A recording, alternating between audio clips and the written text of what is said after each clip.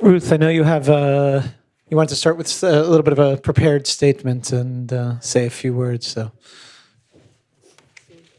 it's easier for me to shoot film, not to talk, but I'll try. Okay, just some sentence I want to be. Just into the microphone. Nobody can hear you.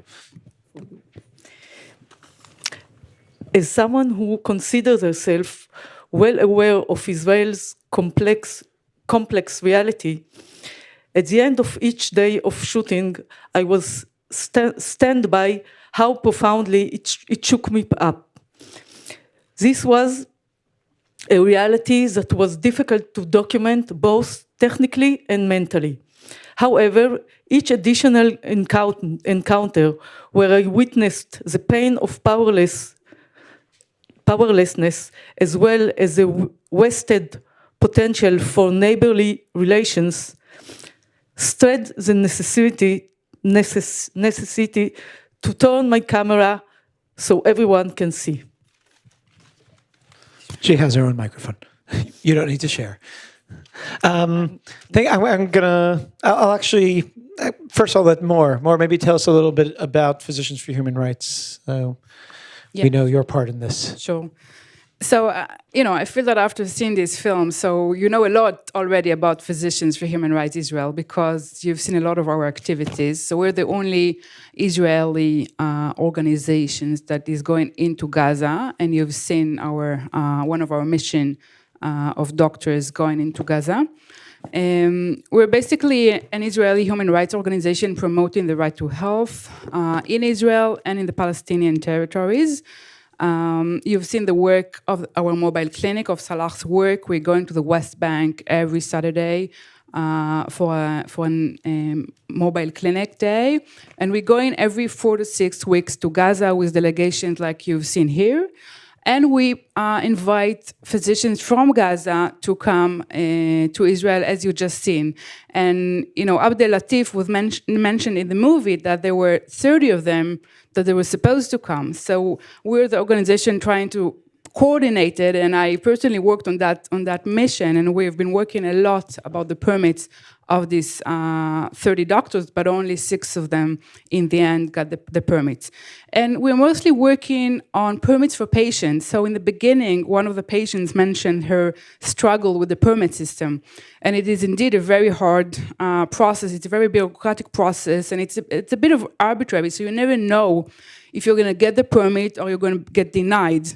And as I mentioned as well, you get the answer only in the day before or the same warning. So it's a really hard process to go.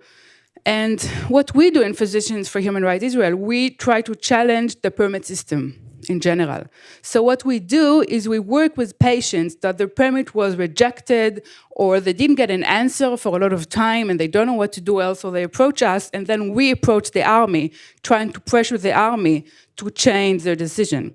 And we're able to do it in about half of the cases. So in half of the cases of people that were not able to get the permit, we are able to help them to get the permits after a very long work. So it's not so easy as you can imagine. Sometimes we just have to approach the army and tell them, look, this man, if he's not going to get the permit, he's going to lose his leg.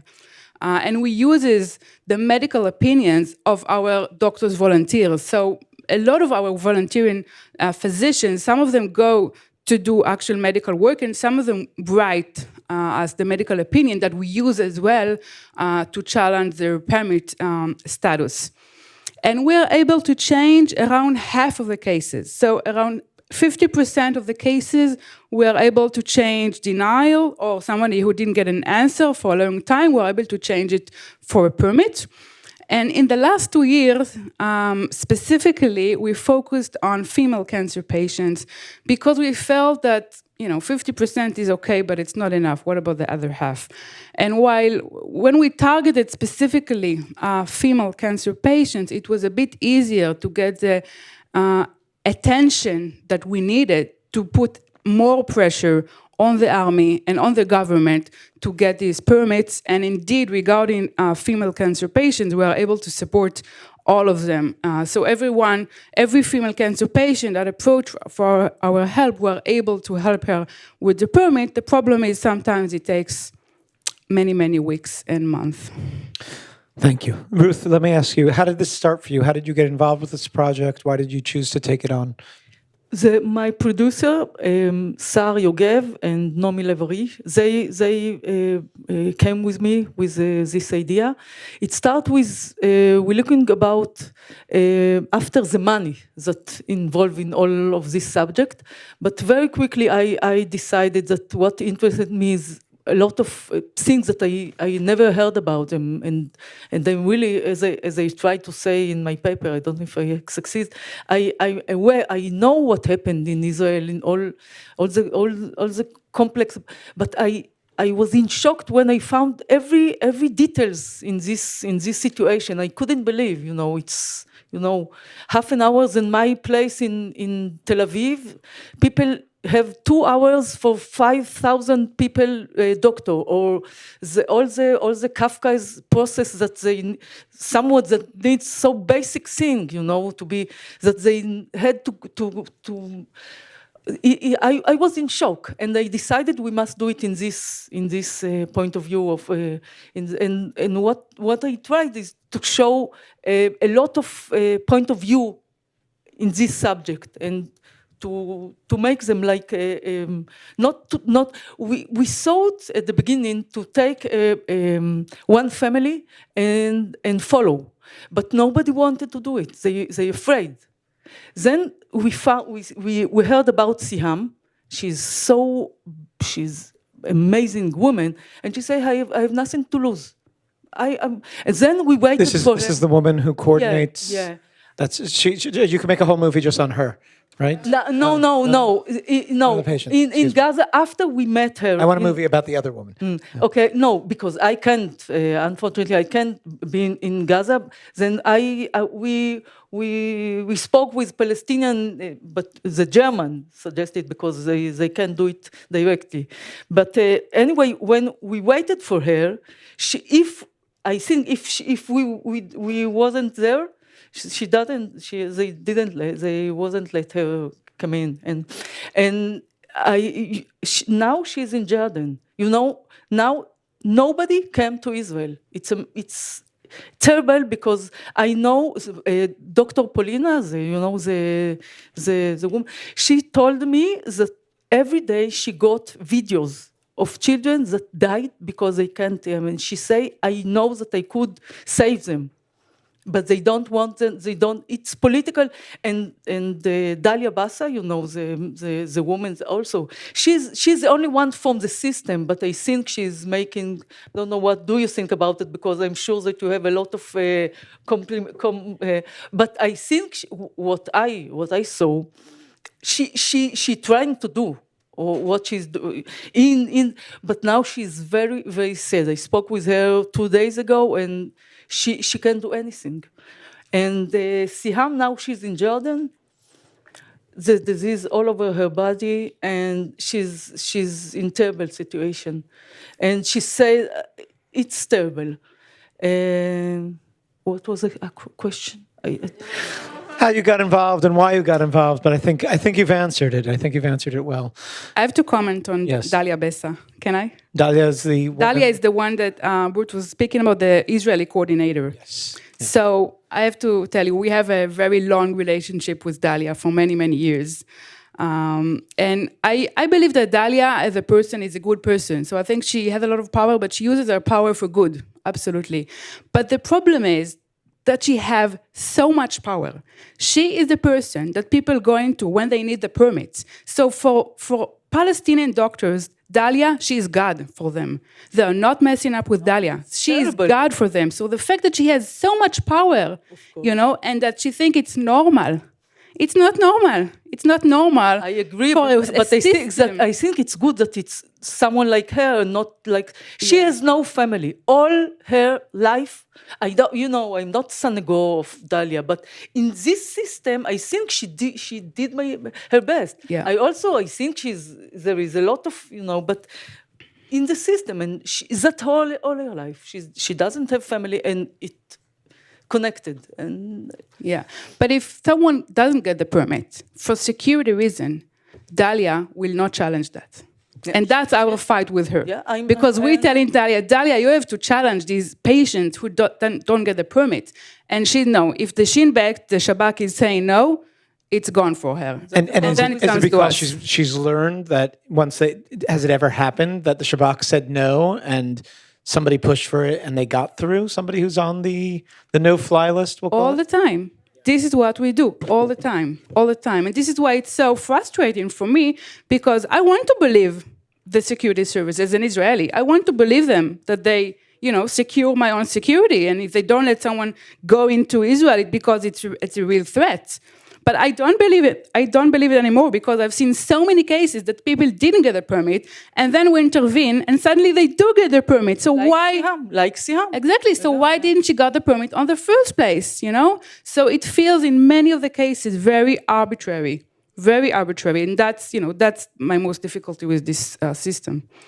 I will say, obviously, there's a lot of challenges in the system and the whole situation. I mean, this is a terrible situation to begin with on every level. But what this film does for me in many ways, and obviously this is just a little piece of the pie, and we're not getting a full taste of everything that's going on. But what this film does is gives me a little bit of an education, and I see all the good people that are trying to do something good. And that makes me hopeful, and I know where to put my energy. Let's put our energy into Physicians for Human Rights, who are trying to do good things. Let's put our energies, and I don't want to leave anybody out, but really everybody in this film I'm glad you said, because that's what I felt when I filmed it. I felt so confused, because the situation is so terrible. But every day I came back and said, I can't believe it. But I was optimistic, because I really want to be a friend of this doctor from Gaza. And before it, I knew nothing about her. And when I back home, I said, what a rich society we could build in this place if just we were talk, And that's I'm glad that it was, because what I tried to make in this film to reflect my feeling when I shoot. And I'm happy that you feel, because it's complicated. It's we're seeing a lot of heroes in a very dire situation. I could ask a lot more questions, but I feel like I should open it to the audience and let people also share and ask questions. We'll pass a microphone. I was curious about one aspect, the financial aspect, where the Israeli charges the PA for the medical assistance, and then if the PA rejects it, then they don't get the medical assistance in Israel. Do you understand? No, it's there is a taxes that Israel. אולי תסבירי את זה, שזה יורד יותר טוב. Okay, I'll explain. So in order to even apply for a permit, you need the PA to have financial coverage for your treatment. So you cannot even apply for a permit if the PA is not obligated to pay your bill. So all of these patients that we've seen that are taken care of in Israeli hospitals, they're all being funded by the Palestinian Ministry of Health. So this is really important to understand. שזה יורד בעצם מהמיסים, זה מה שצריך להסביר להם. Yes, and then there is a procedure that they some kind of arrangement about the taxes, because Israel is getting the taxes for the PA, and then the bills for the hospitals is getting down from the bills of the taxes. But basically, it's the PA that is funding this, and there is a really interesting study of the Knesset, the Israeli parliament, that was published a few years ago, explaining how much money the Israeli hospitals earn from taking care of Palestinian patients. There's also debt, so sometimes not 100% is being covered, but most of it is being covered, and it's an additional money for the Israeli hospitals, but not from the last decision that Ruth's film is ending with. The last decision was made in March 2019, that the PA decided to stop funding Palestinian patients into Israeli hospitals. And this is why Siham is now in a hospital in Jordan, and this is our this is the current challenge for Palestinian patients. יכולה להסביר שזה בגלל שבעצם, בגלל המשכורת של משפחות המחבלים, בגלל זה באמת הפסיקו, לא? So Ruth asking me to give another background for that decision. So the conflict now, the reason why they decided to stop funding is because the PA is giving money to the families of Palestinians in Israeli jails. And the PA is angry, and the Israeli government is angry about that, and they say they're not gonna. My God, I'm lost with all of the bureaucracy. הם הורידו את זה פשוט מהמיסים. Yeah, they're holding the tax back, basically. Yeah. Question Yes. over here. Yeah. Yes, I enjoyed the film very much and very informative, but I'm sure that there are Israelis that if they see this film, they say, how can you help Gaza? Gaza is our enemy. Gaza is raining rockets on us. What do you say to them? How do you explain that to them? You're asking me?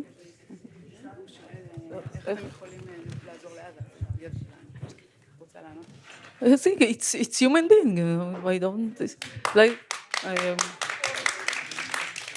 It's very very basic. I think. As a Jew. Sir.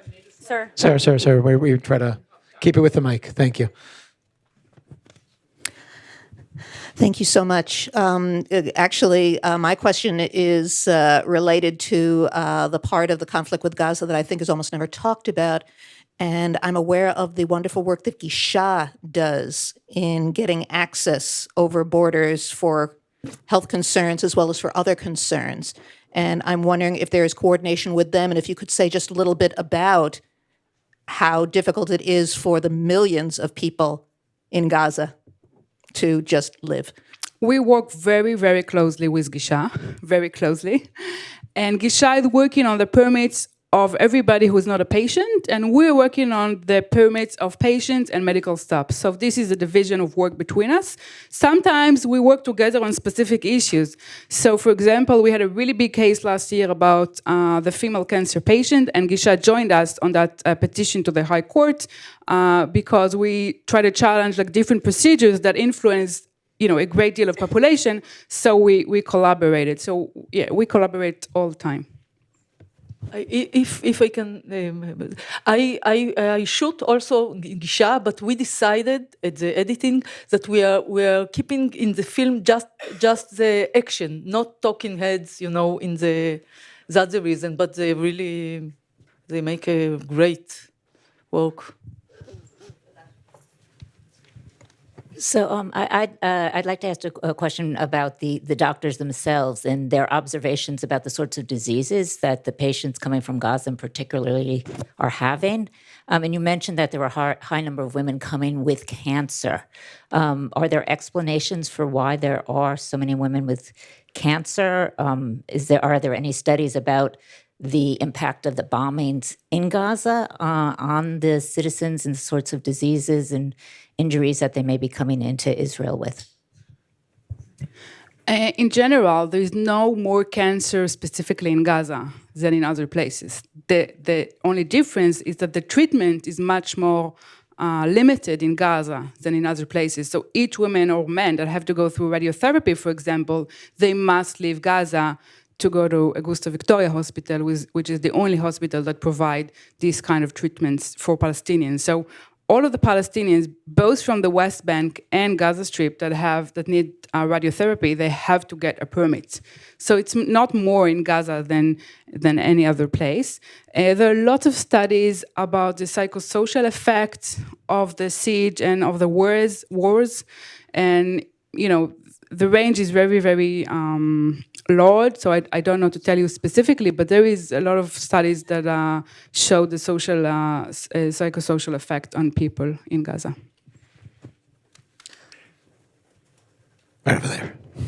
Thank you so much for bringing this to our attention. It was a wonderful film and very informative, but you, of course, raise a lot of questions. One question I have is about the role of Médecins Sans Frontières. Physicians Without Borders, are they still involved in Gaza? Another question is, Are there efforts to bring medical care practitioners, supplies into Gaza? Is that something the Europeans are on? Because there's a lot that could be done if either Doctors Without Borders or others come in and offer treatment. There is a clinic of Doctors Without Borders in Gaza, so they are very engaged. We have very good connection with them. They have a fantastic rehabilitation clinic in Gaza. So right now, one of the major challenges for people in Gaza is the rehabilitation and orthopedic, because a lot of people who are engaging with the demonstration on the fence get hit in their legs, and the orthopedic possibilities is very, very limited. So this organization opened a really good clinic, and we work closely with them. So they're very, very engaged. They also have a very good clinic in Hebron, and they provide medical care there as well. And regarding your other question, is there any doctors going into Gaza? So we've seen in the movie one delegation, and as I said, we Physicians for Human Rights, we are going to Gaza every 4 to 6 weeks with a medical delegation. And in addition to that, we bring a lot of medical equipment and medications to Gaza. And there are other international organizations who are doing that in different scales. Question right there. So there's obviously in the film a lot of red tape. Oh, thank you. A lot of red tape that's shown, and there are all kinds of bureaucratic processes that go on. And I think I don't have a good sense of exactly what the laws regarding why the requisites or what goes into granting a permit and what gets looked at. So if it's a background check or whatever it is. And so I'm just curious as to how the process works in terms of how it's controlled by laws and also exactly what gets looked at. And then I also have a second question. So in terms of long-term solutions, what would need to be done in order to be able to establish well-resourced hospitals or well-resourced medical centers within Gaza or other places that currently don't have access to them? You asked to explain you the procedures of the permit, I will be here 1 hour and a half. And this is what I do. I work on the permit system. So I'm so happy that someone asks me about how the permit system works, because it's so boring. Nobody wants to know about it usually. But I will just give you in headings because it's so detailed. But basically, it's according to the procedures of the army. So there are different procedures in COGAT. COGAT is the unit of the army responsible on the territory. So COGAT have these different procedures, and according to them, you will get a permit or not. So when we talk about permits for patients, you need to have a certain criteria in order to be eligible for permits. And the first one is that the treatment that you want is not available in Gaza. So if I'm living in Gaza and the treatment is available in Gaza, I cannot apply for a permit, and if I will apply for a permit, it will be denied. So the treatment that I need must be not available in Gaza. And then after these different procedures is being checked, then the army is taking the application to the Shabak, the Secret Service check. So they're doing their security check. And the security check is also a bit flexible, right? Sometimes it's not flexible, and if they deny someone, it's permanent, and that's it. There's nothing we can do. But in many cases, even after the Secret Service is doing his background check, we can change it. So if you are a man between the age of 20 to 55, it will be much harder to get a permit. So they need a longer background check. So the procedure is saying that within 23 days, you must get an answer whether you get the permit or not. But we know that in reality, the army is usually not working according to the 23-day procedure. And this is a good sign for us when we are going to court to try to challenge the permit. So if there is no answer after 23 days, we can go to the next level of challenging this person permit. And then after the security check, which, as I said, can be, if you are a man in these ages, you probably will not get the permit, and you have to apply again and again. And only if you are very persistent, they will get you the permit in the end. If you are a woman, an old woman, you probably will get the permit. If you're a child, you will get the permit. So this is like in very, very general the process. I could just add in addition. Let's move on to the next, so we leave time for other questions. As much as we want to talk about permits all night, let's take a question right here. Thank you so much for making this visible to us. And thank you for the good work your organization does. I've had a chance to spend some significant time in the West Bank recently, based in Ramallah. And my question is this: just as in New York City, we can predict someone's health status based on their zip code and neighborhood, thinking of the determinants of well-being, as some of our colleagues have said, when you make your next film, will you address more diabetes, more hypertension, more malnutrition, more stress-related reaction to the consequences of life? Do you have a next film going? Yeah, but it's I'm deal. The next film, if I'll get the money for it, it's called Mundak. It's about partisan. It's amazing, but it's another. I made a lot of films, 20 like since. I made a film about the settlers in Tel Umeda. I make a film about some about the Holocaust. I'm a Jew and Israeli, and that's what interested me. And I'm not. Everything is me, I think. He's asking for he wants a sequel to this one. They want a part 2 of this film. If I had a chance and I think that I have something to say with my camera, I'll do it. But I need to feel it. Yeah. We're going to take one last question up here. Hi, thank you for illuminating the whole ecosystem or parts of the ecosystem of what's happening for patients. Low access to healthcare that needed from Gaza and the West Bank. I was wondering, I guess more for the physician for human rights person, what role does technology or telehealth play in bringing care, consultation, and also education for the physicians that are in the Palestinian areas? So I think what's amazing about Gaza is how people there are so creative, because they live in such horrible conditions, they have to bring all their creativity to the open. And they use a lot of technology. Of technology. The doctors uses a lot of technology. We in Physicians for Human Rights Israel, we have one project, which is these online consultations. So we have a group of Israeli doctors who created personal connections with doctors in Gaza, and they constantly advise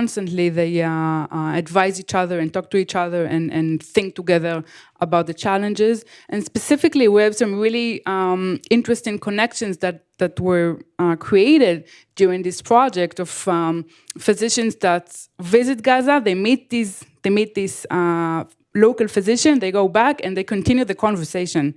So our doctors, when they go into Gaza, they're actually able to follow up on the patients in the days that follow, in the days after the surgery. So yeah, technology in the time when they have electricity. Electricity is the big problem in Gaza.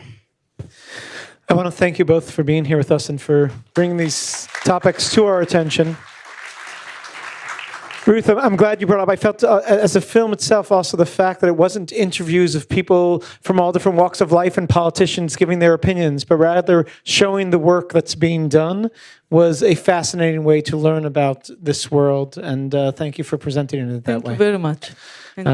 Thank you all. Please engage with our partners.